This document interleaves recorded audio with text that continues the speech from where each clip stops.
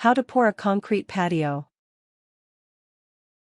Patios can be wonderful additions to any home, but homeowners generally have to weigh the benefits of having a patio with the expense of having someone do the construction. To save on this expense, however, consider making a concrete patio one of your next do-it-yourself projects. Part 1. Preparing the patio site. 1. Determine where you want to construct a concrete patio, how large it will be, and its exact dimensions.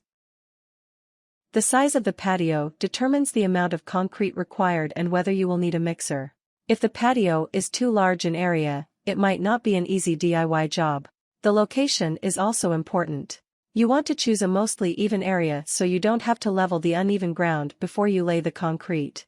Check local building codes to find out if a permit is required, how far the patio has to be from property and house lines, or any other county or city regulations. Before you dig anywhere in your yard, find out where septic tanks, underground lines, or other utilities are located. 2. Drive stakes into the corners of the patio area. Tie string between the stakes and use a line level to determine the slope. The stakes and string will give you a good picture of how the patio will fit in your backyard. Adjust the area if needed. Cutting the stakes to a pointed end may make them easier to drive into the ground. If the ground is uneven, you have two choices: build up the low side or dig the high side out. 3. Remove all weeds, grass, roots, and topsoil from the roped-off area. This can be done with a hoe, a shovel, or other common gardening tools. Part 2. Preparing the base. 1. Decide if you want your patio to be level with the ground or raised. Dig 4 inches, about 10 centimeters, deep for raised and 8 inches, 20.3 centimeters, deep for level. Compact the earth if necessary.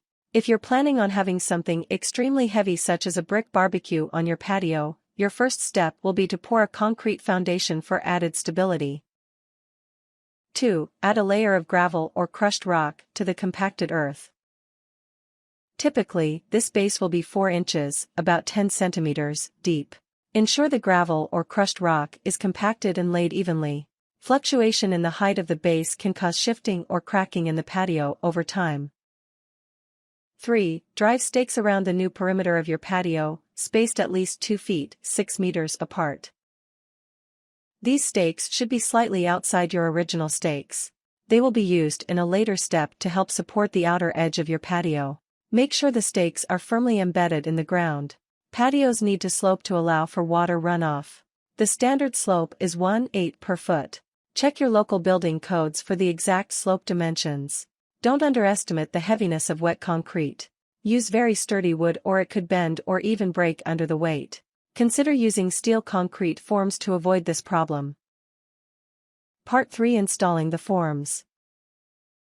1. Cut 2x4s to make the frame. The frame, also called the form, holds the concrete. Cut the 2x4 to the length so that the inside dimensions are equal to the patio area. The form will be removed after the patio is finished, so you want to make sure you don't count the edge of the frame into your dimensions. If you do this, the patio will be smaller than you originally intended. 2. Line the 2x4s with the string border of the patio. When you insert the board into your patio site, they should be aligned directly underneath the string. Remember, the 2x4s are acting as the outer walls of your patio, so make sure you place them in the correct space. 3. Nail the 2x4 to the stakes. The stakes are the form's support so it doesn't bend against the concrete. Make sure the stakes, nails, and forms are sturdy. Use nails that are long and strong enough. You can also use screws instead of nails. This requires a screwdriver. While you are nailing each 4 forms to the stakes, make sure the forms are level. Use the string or a level to ensure the forms are level. If the forms are not level, you might end up with uneven concrete. 4. Saw off tops of the stakes. The stakes should be just below the edge of the forms. They should not be visible above the concrete. If pouring concrete next to a house, other slab of concrete, or other structure, place an isolation joint between the concrete and the existing surface. An isolation joint allows the concrete to move and minimizes cracking. Isolation joints are usually made by adhering asphalt impregnated fiber sheeting or ISO strip off to the wall or surface your concrete will touch. The adhering asphalt impregnated fiber sheeting and ISO strip off can be found at most home improvement stores. 5. Coat the form boards with vegetable oil or a commercial releasing agent. This assures that the concrete won't adhere to your boards so they can be removed after the concrete has finished setting. Part 4. Laying the concrete. 1. Mix the concrete. This can be done by hand or with a mixer. Always follow the directions on the bags of concrete. They will list how much water you need and how you should mix it. You can calculate the number of bags you will need by determining the cubic yards of the patio site. Multiply the thickness, the width, and the height of the area to determine how many bags you will need. You can also use a concrete calculator like this. If mixing by hand, you can put the concrete mix into a mortar tub or a wheelbarrow. Mix with a shovel or a hoe. Make sure that when mixing concrete by hand you wear gloves and protective eyewear. If using a mixer, make sure you can move the mixer into the area where you are building the patio. Do this before you begin the project. The amount of concrete needed for the project should determine whether you can mix by hand or with a mixer. 2. Pour the concrete. Do this all at once to avoid independent shifting and settling of slabs. If using a wheelbarrow, make a ramp so you can pour the concrete into the area. Make sure the ramp does not move or disturb the forms. Ramps can be made with 2x4s or other long pieces of wood. Getting help from others will help with this step. Have someone shovel out the concrete as you hold the wheelbarrow. 3. Push the concrete into all corners with a shovel. Concrete is heavy, so make sure to dump it close to where you want it.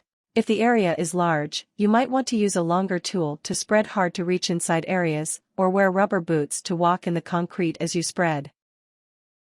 4. Use a flat piece of wood or aluminum screed, a long 2x4, to level the top of the concrete. Work from one end of the patio to the other in a sawing motion.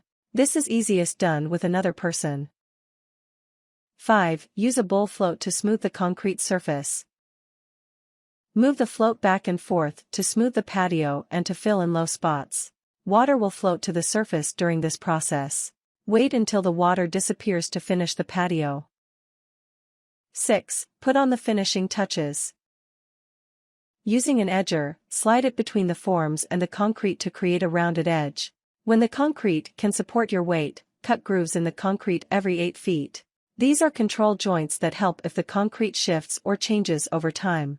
The final step is to hand float the concrete with a steel or magnesium float to finish smoothing the surface out. 7. Let the concrete cure for at least 2 days. Cover the concrete with plastic or a curing compound to ensure it stays moist. After the concrete cures, remove the form boards. Be careful during this process, you don't want to chip your newly laid concrete. Tips. To increase stability and decrease the possibility of cracks, install mesh or rebar in a grid pattern before pouring the concrete. Always think about the weather on the day you will be laying concrete. The temperature and amount of moisture in the air will affect the hardening time of your concrete. If you live in a particularly wet or cold climate, consider concrete slabs with air entertainment. Air entertainment creates air pockets within the concrete. They are invisible to the eye, but they allow for moisture to freeze without cracking or splitting your concrete slab. Warnings. Don't forget to add joints to your slab if it exceeds 12 feet, 3.6 meters, in any dimension. Joints should be 1 for the thickness of the slab and placed 2 or 3 times the thickness of the slab. For example, a 4-inch, 10 centimeters, deep slab would use joints that are 1 inch, 2.5 centimeters, deep. Those joints should be spaced every 8 to 12 feet, 2.4 to 3.6 m. Working with concrete can be very dangerous. Make sure to wear appropriate attire when installing the patio. Long sleeves and pants are best. Wear protective eyewear and gloves. Things. String, shovel, hammer or drill, tape measure, gravel or crushed rock, sturdy wood stakes, 2x4s, steel concrete form, optional, concrete mix, water, bull float, Steel or magnesium float. Edger. Wheelbarrow. Joints, optional. Aluminum screed, optional.